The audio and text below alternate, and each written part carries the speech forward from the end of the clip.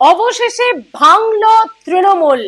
হ্যাঁ, এটাকে ভেঙে যাওয়াই তো বলে, কিন্তু যে 58 জনের সই সবুত নিয়ে বিধানসভার বিরোধী দলনেতা ঠিক হলেন ঋতব্রত বন্দ্যোপাধ্যায়, সেই 58 জন তৃণমূল কারা, সেই 58 জন বিধায়ক কারা, আজকের ভিডিও থেকে সেই তালিকা আপনাদের সামনে তুলে ধরবো, যাতে আপনিও জেনে নেবেন যে আপনার এলাকার বিধায়ক নতুন তৃণমূল নাকি পুরনো তৃণমূল।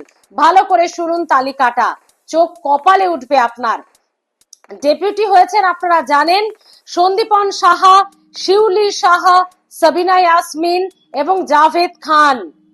এই জাভেদ খান দীর্ঘদিনের মন্ত্রী, এই জাভেদ খান দীর্ঘদিনের মমতা বন্দ্যোপাধ্যায়ের সৈনিক, এবং এই জাভেদ খান এবার কার্যত হাত ছাড়লেন তৃণমূল সুপ্রিমোর, বিদ্রোহ ঘোষণা করলেন বলা যেতেই পারে। সই জাল কাণ্ড দিয়ে যা শুরু হয়েছিল, মুখ্য সচেতক হলেন আকরুজ্জামান, হ্যাঁ, মুর্শিদাবাদের রঘুনাথগঞ্জের বিধায়ক, এবং এর বহুদিন তিনি দলের গুরুত্বপূর্ণ দায়িত্বে ছিলেন। আর বিরোধী দলনেতা হলেন ঋতব্রত বন্দ্যোপাধ্যায়। বাকিদের নামের তালিকাটা রাখবো আপনাদের সামনে, মিলিয়ে নিন আপনার এলাকার বিধায়ক আছেন কিনা। হাওড়া মধ্যর বিধায়ক অরূপ রায়, দীর্ঘদিনের মন্ত্রী, দীর্ঘদিনের দুধের রাজনীতিক, দীর্ঘদিনের মমতা বন্দ্যোপাধ্যায়ের সৈনিক সেই অরূপ রায় কার্যত হাত ছাড়লেন মমতা বন্দ্যোপাধ্যায়ের, চলে গেলেন নতুন তৃণমূলে। ডোমজুড়ের বিধায়ক তাপস মাইতি, মহেশতলার বিধায়ক শুভাশিস দাস, কুলপির বিধায়ক বর্ণালী ধারা, কেশপুরের বিধায়ক শিউলি সাহা। এই শিউলি সাহার কথা না বললেই নয়, নন্দীগ্রাম আন্দোলনের সময় থেকে মমতা বন্দ্যোপাধ্যায়ের পাশে, ধর্ণা মঞ্চ থেকে তার পাশের শতরঞ্চিতে বসে থাকা সেই শিউলি সাহা, একবারের নয় বহুবার বিধায়ক হয়েছেন তিনি।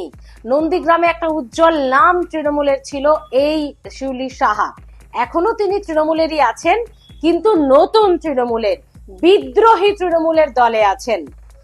শামশেরগঞ্জের বিধায়ক মোহাম্মদ নূর আলম, হরিহর পাড়ার বিধায়ক নিয়ামত শেখ, আবারও বলছি 58 জন বিদ্রোহ ঘোষণা করেছেন। তাদের মধ্যে কারা যারা আপনার বিধায়ক কিনা মিলিয়ে নিন। লালগোলার তৃণমূল বিধায়ক আব্দুল আজিজ, ভগবান গোলার তৃণমূল বিধায়ক রেয়াত হোসেন, সুতির তৃণমূল বিধায়ক চলে গেলেন নতুন তৃণমূলে ইমানি বিশ্বাস, রঘুনাথগঞ্জের তৃণমূল বিধায়ক চলে গেলেন নতুন তৃণমূলে আকরুজ্জামান, খড়গপুরের তৃণমূল বিধায়ক গেলেন নতুন তৃণমূলে দীনেন রায়, সুজাপুরের তৃণমূল বিধায়ক গেলেন নতুন তৃণমূলে সাবিনা ইয়াসমিন, রতুয়ার তৃণমূল বিধায়ক সমর মুখোপাধ্যায় নতুন তৃণমূলে, মধ্যমগ্রামের রথিন ঘোষ দীর্ঘদিনের রাজ্যের খাদ্যমন্ত্রী, যার বাড়িতে উত্তর 24 পরগনার জয়ী তৃণমূল বিধায়করা যাতে নতুন তৃণমূলে চলে যায়, তার বাসভবনে রথিন ঘোষের বাড়িতে গুরুত্বপূর্ণ বৈঠক পর্যন্ত হয়েছে। ভাবুন একবার, রাজ্যের খাদ্যমন্ত্রী ছিলেন, হ্যাঁ, তার বাড়ি থেকেই বিদ্রোহের বীজ রোপণ করা হয়েছে। সেই তৃণমূল বিধায়ক রথিন ঘোষ তিনি চলে গেলেন নতুন তৃণমূলে। এন্টালি তৃণমূল বিধায়ক সন্দীপন সাহা, বাবাকে সরিয়ে এবার ছেলেকে টিকিট দিয়েছিল, যিনি এই এলাকার কাউন্সিলর, সেই এন্টালির প্রথমবারের বিধায়ক সন্দীপন সাহা, তার বাবা এর আগে 3 থেকে 4 বার বিধায়ক হয়েছেন, কিন্তু সন্দীপন সাহা প্রথমবার। সেই সন্দীপন সাহা চলে গেলেন তৃণমূলের নতুন শাখায়, নতুন তৃণমূলে। বোলপুর বীরভূমের বিধায়ক চন্দ্রনাথ সিনহা, আজকের বিধায়ক চন্দ্রনাথ সিনহা, কত আন্দোলনের সাক্ষী এই চন্দ্রনাথ সিনহা, চলে গেলেন নতুন তৃণমূলে। কসবার বিধায়ক, দীর্ঘদিনের মন্ত্রী ছিলেন জাভেদ খান, তিনি আজকের বিধায়ক, দীর্ঘদিনের মন্ত্রী, দীর্ঘদিনের তৃণমূল সুপ্রিমোর সঙ্গে থাকা সৈনিক, তিনিও চলে গেলেন নতুন তৃণমূলে।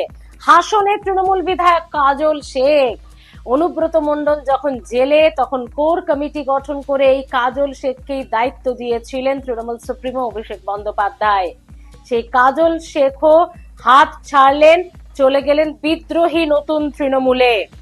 পাথর প্রতিমা তৃণমূল বিধায়ক সমীর জানা নতুন তৃণমূলে, বাগনানে তৃণমূল বিধায়ক অরুণাভ সেন নতুন তৃণমূলে, উদয়নারায়ণপুরে সমীর পাঁজা নতুন তৃণমূলে, উলুবেড়িয়া পূর্বের ঋতব্রত বন্দ্যোপাধ্যায় তিনি তো নতুন তৃণমূলেরই নেতৃত্ব দিচ্ছেন। তৃণমূল বিধায়ক গোলাম রাব্বানি দীর্ঘদিনের তিনি সৈনিক, সেই গোলাম রাব্বানিও চলে গেলেন নতুন তৃণমূলে। মিনাখার তৃণমূল বিধায়ক উষা রানী মণ্ডল গেলেন নতুন তৃণমূলে। সাকরাইলের পিয়া পাল হাত ছাড়লেন মমতা বন্দ্যোপাধ্যায়ের। পাঁচলা তৃণমূল বিধায়ক গুলশন মল্লিক হাত ছাড়লেন কার্যত তৃণমূল সুপ্রিমোর। চাঁচলের তৃণমূল বিধায়ক প্রসূন বন্দ্যোপাধ্যায় নতুন তৃণমূলে চলে গেলেন। বাসন্তীর নীলিমা মিশ্র গেলেন নতুন তৃণমূলে। 29 জনের নামের তালিকা আপনাদের সামনে তুলে ধরলাম। আরো একটি তালিকা রয়েছে, খুব শীঘ্রই বাকি তালিকাটাও আনার চেষ্টা করব। জেলা থেকে, শহর কলকাতা নয় বন্ধুরা, যার 80-90% জেলার বিধায়ক। ভাবুন একবার কিভাবে যারা দীর্ঘদিন বিধায়ক ছিলেন, দীর্ঘদিন মন্ত্রী ছিলেন, শুধু শহর কলকাতার তো হাতে গোনা 2-4 জন, ম্যাক্সিমামটাই জেলার বিধায়করা বেঁকে বসেছেন, বিদ্রোহী হয়ে গেছেন। তাদের সঙ্গে নাকি দলের কোন রকম যোগাযোগই ছিল না দীর্ঘ কয়েক বছর। তারা নাকি সুপ্রিমোর সঙ্গে, অভিষেক বন্দ্যোপাধ্যায়ের সঙ্গে দেখাই করতে পারতেন না। আইপ্যাক নাকি তাদেরকে স্ক্রিপ্ট পাঠিয়ে দিত, তাদেরকে কিভাবে চলতে হবে। এই সমস্ত ক্ষোভের আগুন দীর্ঘদিন ধরে তাদের মধ্যে পুঞ্জীভূত হয়েছে এবং অবশেষে সেটি স্ফুলিঙ্গর আকার নিয়েছে। ঋতব্রত বন্দ্যোপাধ্যায়, শিউলি সাহা, সন্দীপন সাহা, জাভেদ খান এদের নেতৃত্বে, সাবিনা ইয়াসমিন এদের নেতৃত্বে গঠিত হয়ে গেল নতুন তৃণমূল। হাতে রইল কত? 22 থেকে 21 জন। কিভাবে হবে আর কিভাবে সম্ভব? এখানেও সুপ্রিমো হাল ছাড়ছেন না, সমস্ত শাখা সংগঠনকে ভেঙে দিয়েছেন, সমস্ত শাখা সংগঠনকে ভেঙে দিয়েছেন তৃণমূল সুপ্রিমো। আর কোন শাখা সংগঠনের দরকার নেই, একা তিনি পুরো বিষয়টা বুঝে নেবেন। অনেকেই অভিযোগ করছেন অভিষেক বন্দ্যোপাধ্যায়ের বিরুদ্ধে, তার জন্যই দলটা শেষ হলো। আর সেই অভিষেক বন্দ্যোপাধ্যায়ের সঙ্গে এই নতুন তৃণমূলের দূর কা কোনো রিস্তা নেই। দূর পর্যন্ত অভিষেক বন্দ্যোপাধ্যায়ের কোনো যোগাযোগ থাকবে না এই পরিষদীয় নতুন তৃণমূলের সঙ্গে, জানিয়ে দিয়েছেন প্রেস কনফারেন্স করে ঋতব্রত বন্দ্যোপাধ্যায়।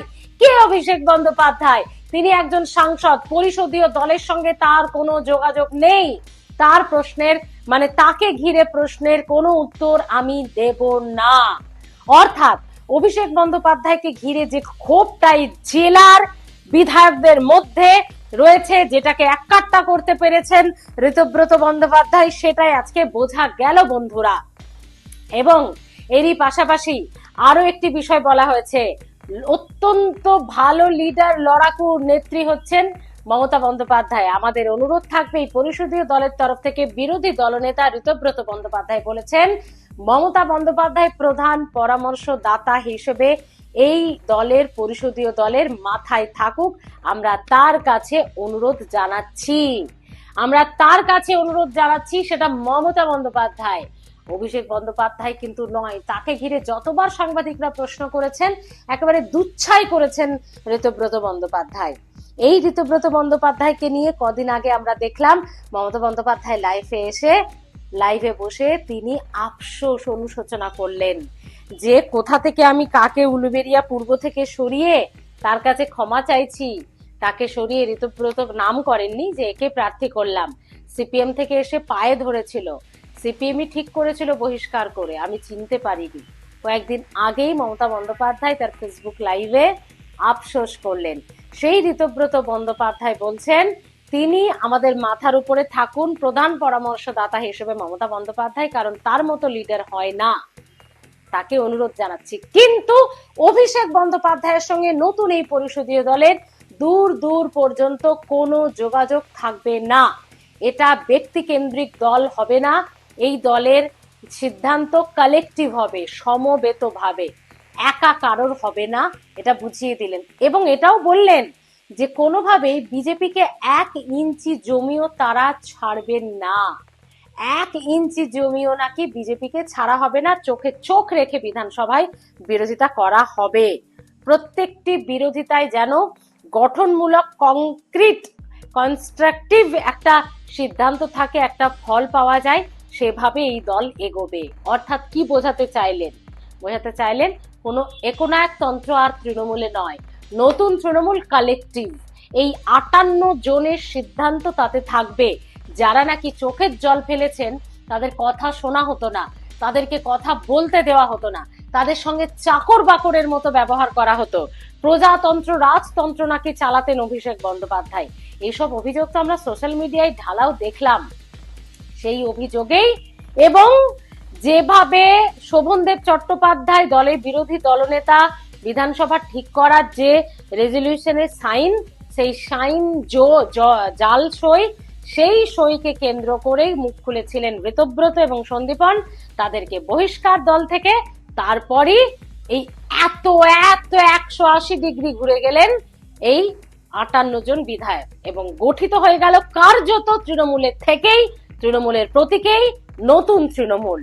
এখন মমতা বন্দ্যোপাধ্যায়ের কি হবে, এখন এই 22 জনের তৃণমূলে কি হবে, সেটাই দেখার। আপনাদের মতামত জানাতে ভুলবেন না। এই 58 জনের তৃণমূল, তারাই কি রাজ্যে সত্যি বিরোধী দল হয়ে উঠতে পারবে, নাকি বকলমে সবটাই চালাবে বিজেপি? এদের ওপর মাথার হাত থাকবে বিজেপি।